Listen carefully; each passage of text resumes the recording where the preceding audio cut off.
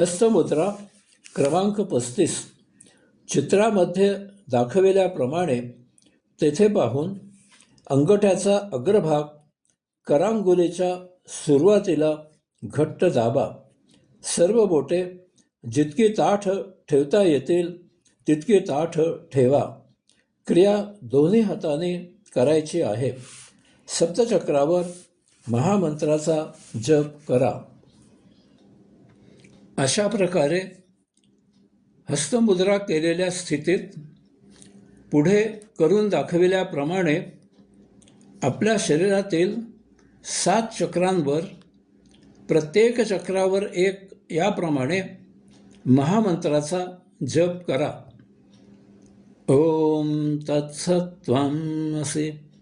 ओम तत्सत्त्वमसि. ओम तत्सत्त्वमसि.